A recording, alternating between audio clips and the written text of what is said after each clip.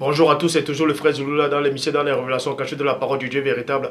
Je rends grâce à Dieu, le créateur du ciel, de la terre, de toutes choses, de toute forme de vie, de ses clés grands, glorieux et redoutables. Comme je dis constamment dans mes vidéos, je remercie ce Dieu parce qu'il est bon, parce qu'il est fidèle. Oui, Dieu est fidèle, ne vous découragez pas. Pour tous ceux qui se découragent, pour tous ceux qui pensent peut-être, en tout cas, que Dieu ne les écoute plus, Dieu, il est là, il écoute. Et aujourd'hui, bon, plus tard, je parlerai plus de Dieu, c'est-à-dire Dieu le Père, les mystères de Dieu le Père. Je parlerai plus du monde spirituel qui concerne le domaine du Père et aussi du premier-né. Bon, aujourd'hui, on va parler de... C'est-à-dire, parce que vous savez qu'il y a quelques embryons spirituels, quelques attardés mentales spirituels, quelques trisomiques spirituels et des sorcières qui viennent dire que Christ ne s'est jamais plaint, que le Christ, c'est-à-dire, il ne criait pas, que les apôtres, un homme de Dieu ne doit pas crier, ne doit pas mal parler. Donc, on va donc voir c'est quoi un homme de Dieu. Est-ce qu'un homme de Dieu peut-il crier, ou bien un homme de Dieu peut-il se moquer des autres? Parce que plein de gens pensent peut-être qu'un homme de Dieu ne doit pas se moquer, il ne doit pas se plaindre, ainsi de suite. Donc nous allons donc voir. Donc, parce qu'il a dit dans Jean 3:11, nous disons ce que nous savons et l'on rend témoignage de ce qu'on a vu. Vous voyez aussi qu'il y a des attardés mentales, comme je dis spirituels, qui n'ont aucune connaissance, qui disent qu'ils ont soi-disant corrigé mes enseignements. J'aimerais bien voir ça. Je dis bien, aucun homme dans l'univers, dans cette dimension physique, ou même dans le ciel là, c'est-à-dire en parlant des esprits, aucune forme de vie ne peut me contredire, ne peut me corriger. Seul le Père est habilité, a le pouvoir, a le droit de me dire que je suis dans l'erreur. Et je vais vous donner un petit aperçu, comme j'ai lancé le défi à tous les sorciers, les marabouts, les charlatans, tous ceux qui pratiquent le vaudou, tous ceux qui sont, soi-disant, dans le monde occulte, tous ceux qui pensent être inspirés de Dieu, ou tous ceux qui croient être forts spirituellement. Venez m'affronter, je vous attends, venez quand vous voulez, même dans mon sommeil. Je prends un tout petit exemple. Un petit exemple. Même si, je dis bien, même si je prends 2 femmes prostituées et je me mets à coucher avec elles, pendant l'acte, vous pouvez venir. Pendant l'acte. Je dis bien, même si je commets un péché, que je suis noyé dans le péché, même là, vous ne pourrez pas avoir le dessus sur moi, spirituellement. Je vous mangerai toujours. Même le démon ne pourra pas avoir le pouvoir sur moi, même si je suis en train de commettre un péché. Est-ce que vous savez cela? Donc, je vous attends. Vous qui ouvrez vos bouches par manque d'ignorance, des attardés mentales spirituels, des trisomiques spirituels. Le défi a été lancé. Venez m'affronter, ignorant que vous êtes. Après cette vidéo, si je ferai une autre vidéo, je vais démontrer une bonne fois pour toutes votre manque d'ignorance et de compétence, pour vous démontrer une bonne fois pour toutes que Christ n'est pas Dieu. Il n'a jamais été Dieu. Il ne sera jamais Dieu. Point. Donc, Proverbe 19:2, le manque de sens n'est bon pour personne. Et dans Proverbe 19:2, Proverbe 25:2, la gloire du Père est de cacher des choses et la gloire des rois est de sonder des choses. Et encore dans Deutéronome 29:29, que les choses cachées sont au Père et les choses révélées sont à vous, sont aux créatures, sont aux humains. Mais ce Dieu grand, glorieux et redoutable dit dans Jérémie 33:3, demande-moi et je te relèverai des choses cachées, des choses que tu ne sais pas. Ce que vous ne savez pas, c'est quoi? C'est qu'il y a plein de gens actuellement qui sont en train de fêter, soi-disant, ces fêtes de Noël. Plein de gens qui ne comprennent rien. Tous ceux qui disent être inspirés de Dieu. Vous voyez tous ces faux pasteurs qui ont des ventres remplis de chikwang. Ces menteurs, ceux qui sont autoproclamés pasteurs, révérends, bishop, maréchal, apôtres, prophétesses ou je ne sais quoi encore, qui n'ont aucune connaissance. Vous les voyez actuellement, ils vont dans des magasins, Toys R Us, un peu partout, acheter des jouets à les enfants pour Noël. Et ils mettent le sapin chez eux avec ce personnage qu'ils ont inventé, ce démon de Père Noël. soi-disant Père Noël, ceux qui viennent du ciel, mentir les enfants. Ah, Père Noël, passez par la cheminée, il t'a envoyé le cadeau. Ah, bonne fête de Noël, bonne fête de Noël.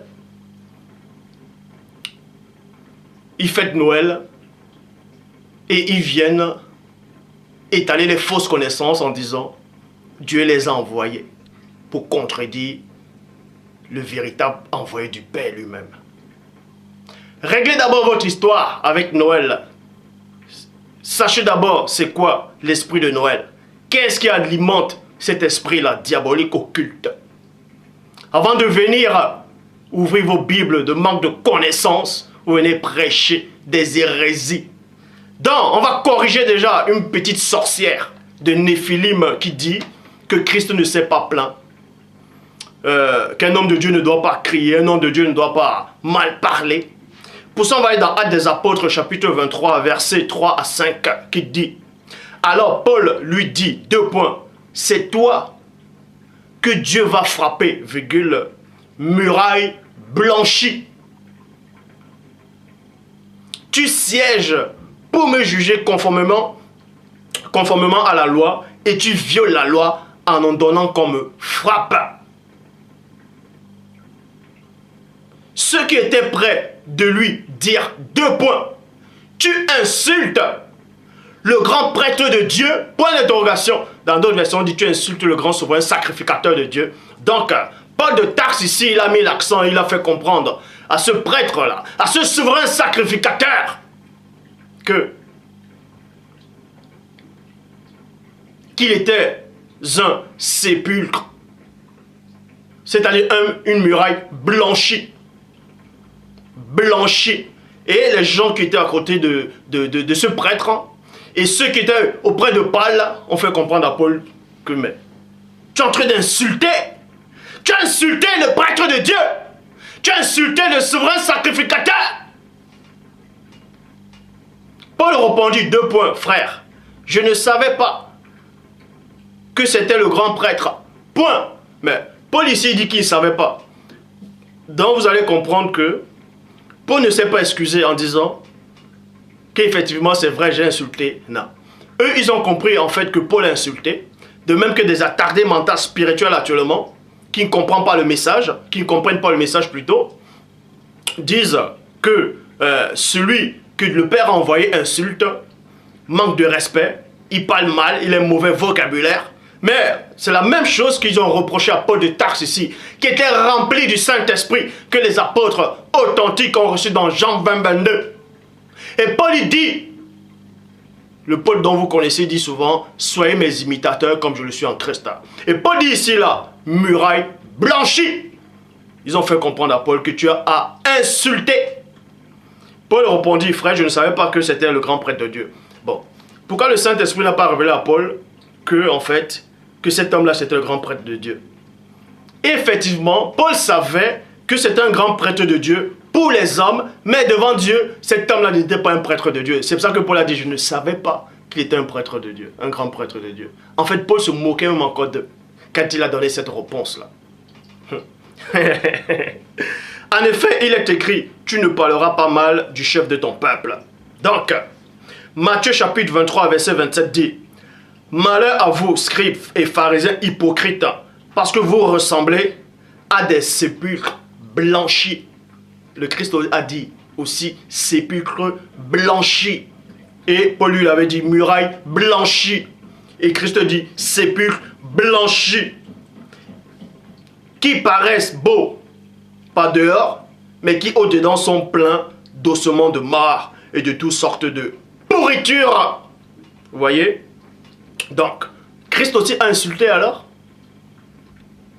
Puisqu'on a dit que Paul a insulté, pour eux, ils ont considéré que c'était une injure. Même quand on dit mongo spirituel, trisomique spirituel, attardé mental spirituel, considérez que c'est une injure.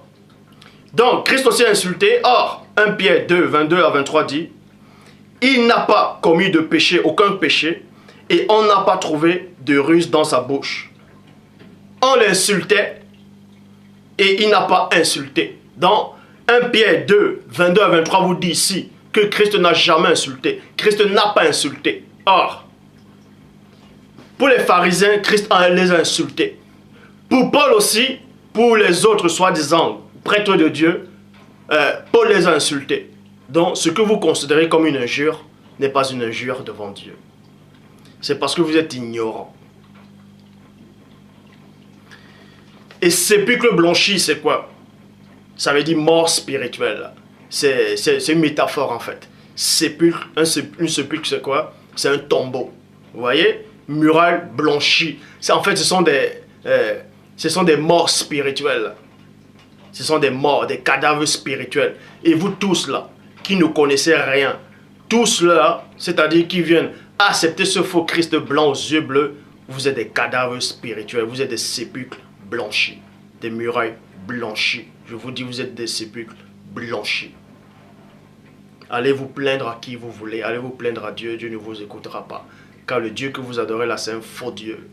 Vous fêtez vos soi-disant fêtes de Noël, vous voyez des sorcières viennent faire des vidéos avec un sapin derrière, soi-disant avec ce bonhomme habillé en rouge et en blanc. Et disent que Dieu les a inspirés. Et pourtant, elles ont une grande porte d'entrée à la maison en fêtant Noël. La fête des démons, des Mithras, ou Mithra, ainsi de suite. Dionysos. Père, comment est-ce que ça fait d'être ignorant à ce point? Je vous pose la question en fait. Comment ça fait d'être ignorant à ce point? Comment ça fait? Vous vous sentez comment en fait dans vos cerveaux? Mais quand vous dormez, vous pensez à quoi en fait? Comment vous pouvez être ignorant à ce point? J'ai dit encore, je lance le défi à quiconque pense être fort spirituellement, à tous ceux qui pensent que je suis dans l'erreur, que je suis en train de séduire, soi-disant le peuple de Dieu. Venez quand vous voulez. Venez quand vous voulez. Venez quand vous voulez. Christ aussi a dit la même chose. Qui de vous peut me convaincre de pécher? Ça veut dire, venez donc me faire pécher. Donc, on va poursuivre dans Psaume 22, verset 2. Pour cette sorcière qui dit en fait que Christ ne s'est pas plaint. Que moi je me plains, mais Christ ne s'est pas plaint. Bon, j'invite à cette sorcière-là de lire la Bible. Donc avant d'ouvrir sa bouche déjà, venir prêcher sans voile déjà. Parce qu'une femme ne doit même pas prêcher, donc elle reste tranquille. Néphilim, tu ferais mieux de fermer ta bouche de manque de connaissances, cadavre spirituel. Psaume 22, verset 2 dit ceci. Mon Dieu, pourquoi m'as-tu abandonné? Virgule. Ça, c'est le Christ qui le dit. Et t'éloignes-tu sans me secourir, sans écouter mes plaintes? Point d'interrogation. Donc, toi, cette sorcière, si tu ne sais pas ce qui veut dire plainte, tu tapes tu regardes le dictionnaire, ou bien tu vas sur Wikipédia, tu tapes plainte, ou bien sur Yahoo, Google. La définition de se plaindre, c'est quoi? La définition de se plaindre. Donc avant de venir ouvrir ta bouche de manque de connaissances, avant de dire que Christ ne s'est pas plaint, tous ceux qui disent que Christ ne s'est pas plaint, donc avant d'ouvrir vos bouches d'ossements pourris, spirituels, vous ferez d'abord mieux de lire d'abord la Bible que vous avez à la maison. Parce que je vous le dis, l'écriture authentique, l'écriture et moi, nous ne faisons qu'un. Donc celui qui essaie de me contredire est en train de contredire les Écritures, en train de contredire le Père lui-même. Vous connaissez, il y a un homme, deux hommes qui ont fait une bande dessinée. Il y a eu Uderzo et Gotini. Ils ont fait, je crois, Astérix Obélix. Dans l'histoire, il est dit que ce personnage Obélix est tombé dans la potion magique, étant petit. Et ben, je suis aussi tombé dans l'écriture authentique. Dans l'écriture authentique. Je ne fais qu'un avec l'écriture pure. Et aucun humain sur cette terre, aucun scientifique, aucun archéologue ne pourra me démontrer le contraire. Je connais la vérité. Je suis le chemin, Je suis la vérité et je suis la vie. Je dis bien, même si je suis en train de pécher, même si je prends même 5 femmes prostituées et que je suis en train de me souiller avec elles, même les démons, même Satan ne pourra pas m'accuser. Il pourra toujours venir, il n'aura pas le pouvoir sur moi. Même si vous venez spirituellement, des milliers, des pas milliers, vous n'aurez pas le pouvoir sur moi. Même quand même je suis en train de pécher. Je vous battrai toujours.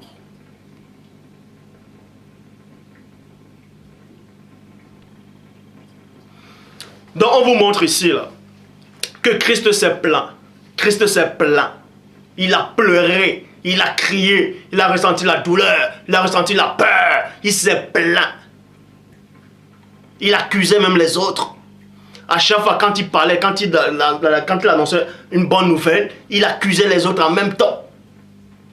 Il disait, ne faites pas comme ces pharisiens, ne soyez pas comme eux. Mais en même temps, il les donnait des révélations.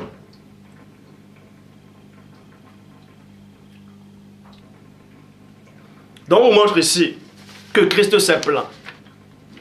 Bon, Psaume 54, verset 4. Et là, c'est David qui se plaint maintenant à son tour. Oh Dieu, écoute ma prière, prête l'oreille à mes paroles, aux paroles de ma bouche. Donc, Dieu a des oreilles alors? Ah, en fait, David dit ici là que il demande à Dieu de prêter l'oreille à ses paroles. Donc, Dieu a des oreilles alors. Ça, je ferai une autre vidéo sur ça. C'est qui ce Dieu que les gens adorent en fait? Bref. Donc, vous dit ici que Dieu a des oreilles. Ah, Dieu a des oreilles, donc Dieu est un homme alors. C'est bien. Comme il a fait l'homme à son image, il est exactement comme l'homme avec la moustache là-bas. Nombre 23, 19, Dieu n'est pas un homme. Merci. Bon, prête l'oreille, prête les paroles à ma bouche. Excusez-moi, je vais relire, mais ça me fait rigoler. Ça me fait rigoler en fait. Psaume 54, verset 4.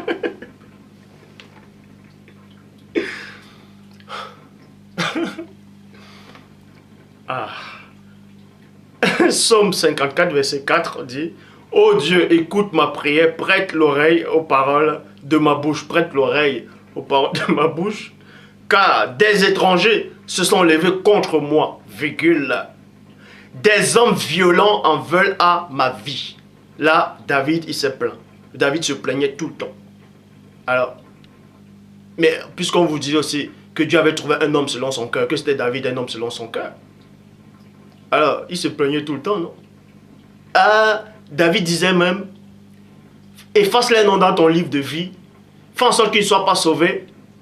David se plaignait, il accusait même les autres. Christ dit de Moïse que c'est Moïse qui vous accuse devant Dieu.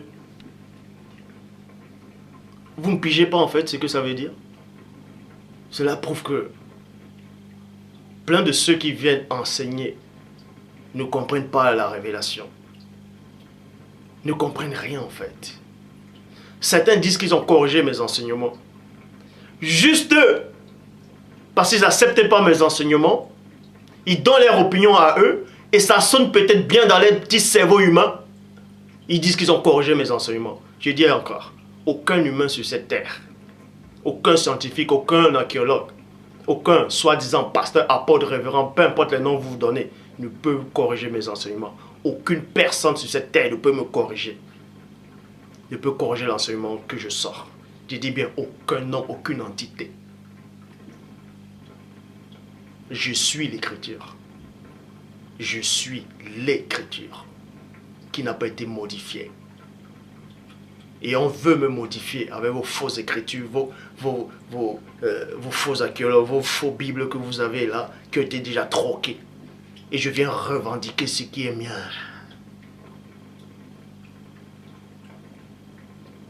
Que celui qui se glorifie dans le Père.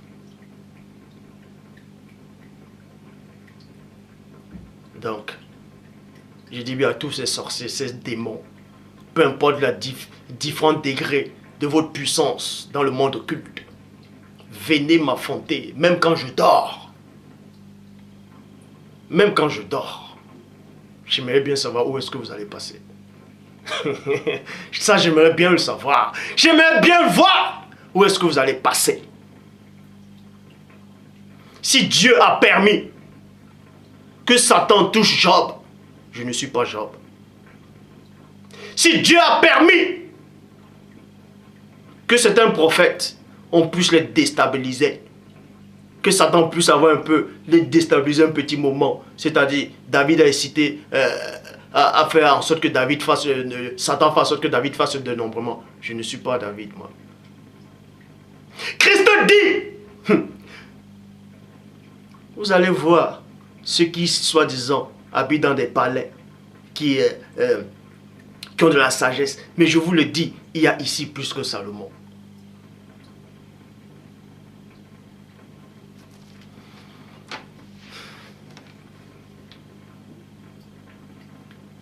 Puisque Christ dit, tout ce que vous demanderez à mon nom, cela vous sera accordé.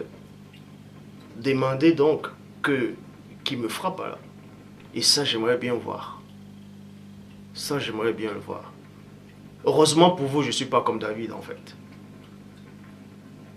Si j'avais le même état d'esprit que David, ou même état d'esprit qu'Élie le Tishbite, l'un des prophètes que j'admire, je vous aurais déjà frappé. Je vous aurais pointé le doigt. Et c'est vos propres démons qui se sont retournés contre vous. Et vous frappez. Physiquement, devant tout le monde.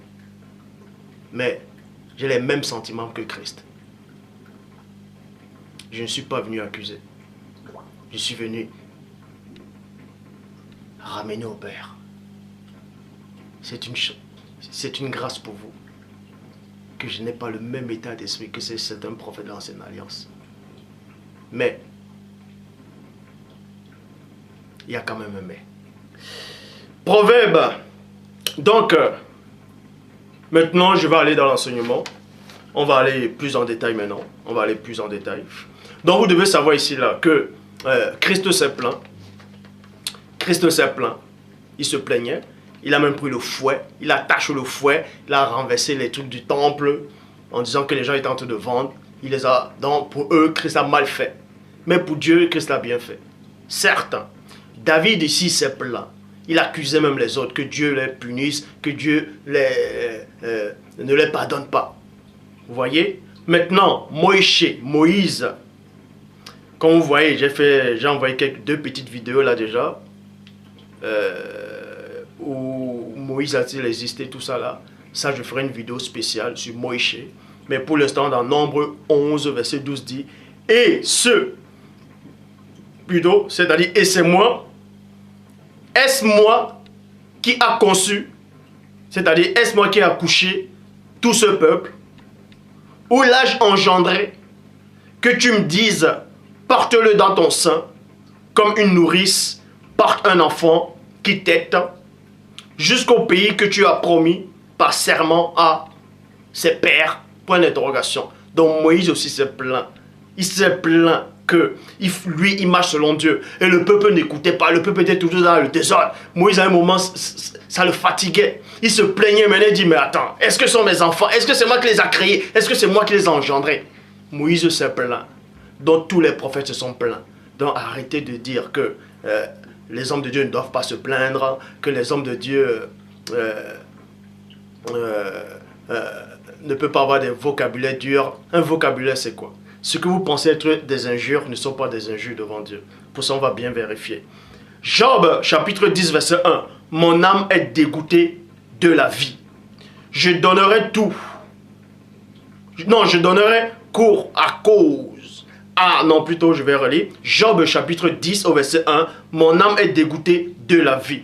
Mon âme est dégoûtée de la vie. Là, il se plaint déjà. Je donnerai cours à ma plainte, virgule. Une plainte, c'est quoi? Il s'est plaint, Job se plaint. Les prophètes sont plaints, Christ lui-même s'est plaint. Je parlerai dans l'amertume de mon âme. Maintenant, on va vous montrer un autre verset où tous les hommes de Dieu se sont plaints. Tous les hommes de Dieu se sont plaints. Romains, chapitre 8, au verset 26. Selon qu'il est écrit, c'est à cause de toi qu'on nous, et non qu'on me, mais qu'on nous met à mort tous les jours, qu'on nous regarde comme des brebis destinées à la boucherie. Donc, David ici avait prophétisé, mais en parlant de nous, c'était tous les vrais tous ceux que le Père a envoyés, tous ceux que le Père a mandatés, tous se sont plaints. Depuis Abel, dans Genèse chapitre 4 au verset 10, qu'as-tu fait? La voix du frère, la voix du sang de ton frère crie de la terre jusqu'à moi. Il se plaignait à Dieu.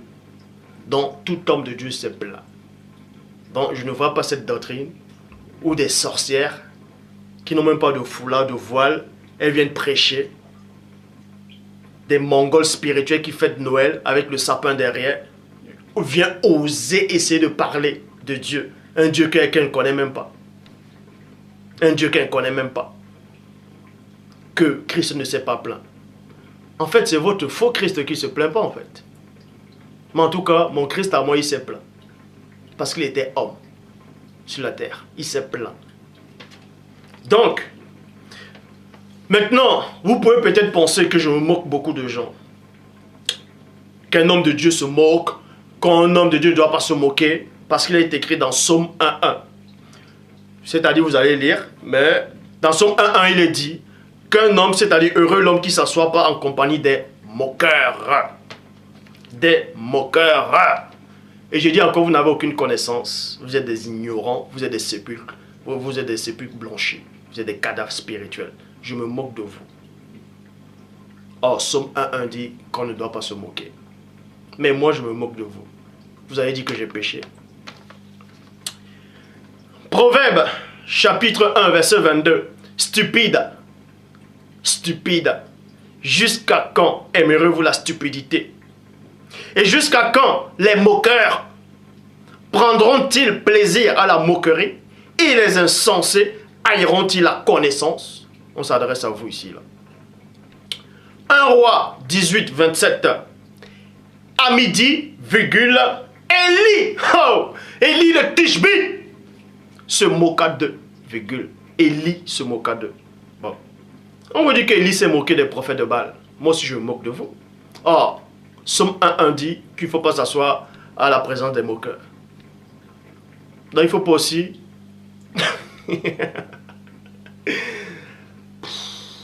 Et certains disent en fait que je crie, je parle fort.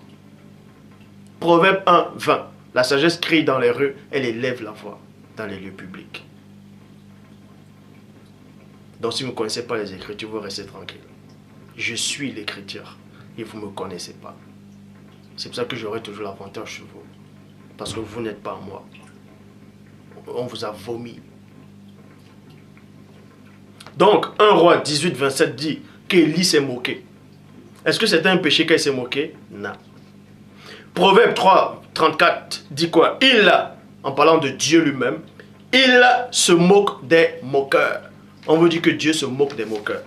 Donc, pourquoi vous allez alors vers Dieu? Pourquoi vous voulez chercher la présence de Dieu? Alors que Psaume 1.1 dit, ne vous asseyez pas à la présence à la compagnie des moqueurs. Mais pourquoi vous allez alors vers Dieu? Puisqu'on vous dit que Dieu lui-même se moque, non? C'est là où vous comprenez que vous ne pigez rien, que vous ne comprenez rien. Vous ne comprenez rien.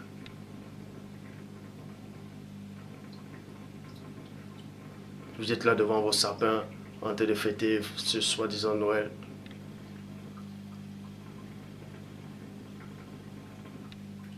Vous avez dit non, Dieu va comprendre son des enfants. Ah, Dieu va comprendre le péché. Dieu va comprendre qu'on fasse pécher des enfants. Dieu lui comprend le péché en fait. Ah Père, il paraît que tu comprends le péché. À toi soit l'honneur, la gloire, la puissance et le règne. Psaume 18, 26. Avec celui qui est pur, tu te montres pur. Avec le pervers, c'est-à-dire le méchant, tu agis selon sa perversité. Vous voyez? Proverbe 21, verset 24. C'est dans la Bible Martin. Un superbe arrogant s'appelle un moqueur. Élie était arrogant pour les prophètes de Baal, pour Jézabel, pour le peuple. Élie était arrogant et un superbe moqueur, puisqu'il se moquait d'eux. Qui fait tout avec colère et fierté. Ah.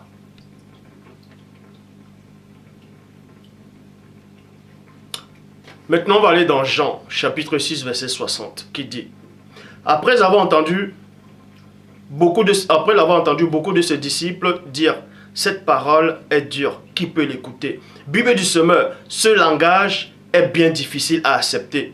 Qui peut continuer à l'écouter? Tradition du monde nouveau, ce langage est choquant. Qui peut l'écouter? Bible en français courant, là il exagère. Comment admettre un tel discours? Ce qu'on a dit au maître, parce que je dis Christ, le vrai Christ c'est le maître. Et je suis fier de l'appeler le maître. Et je suis fier de dire que je ne suis pas son égal. Il est plus puissant que moi en tout. Et je suis fier de le dire.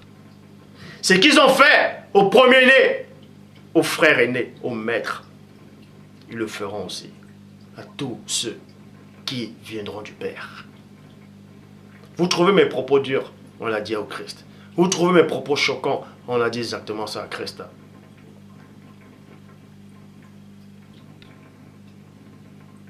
Vous les trouvez blessants? On le dit à Christ.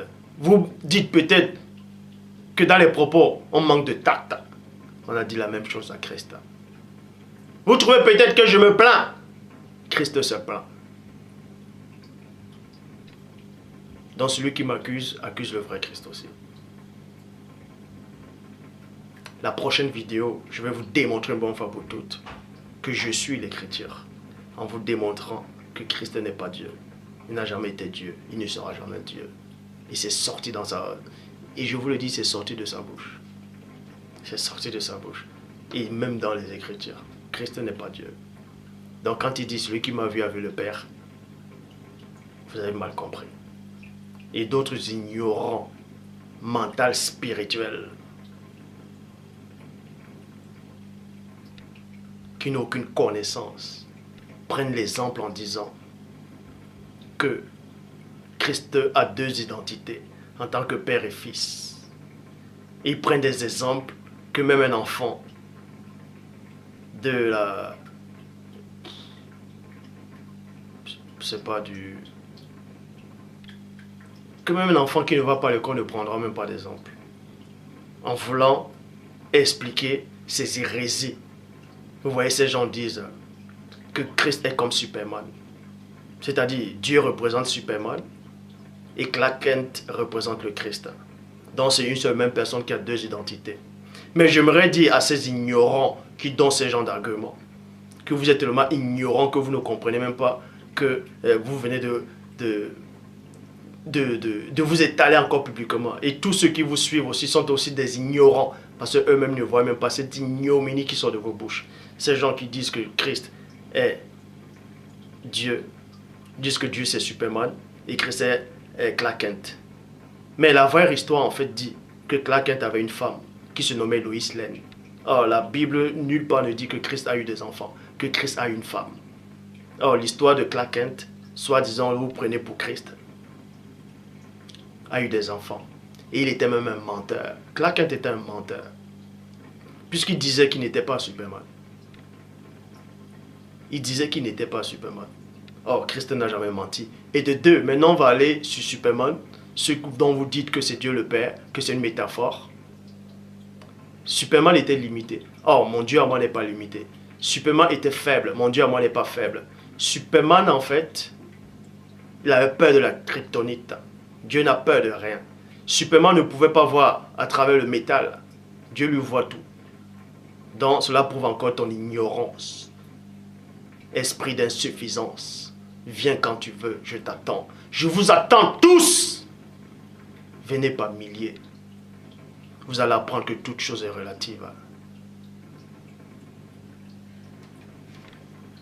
Donc, maintenant on va aller dans 1 Corinthiens, chapitre 2, versets 14 à 15, qui dit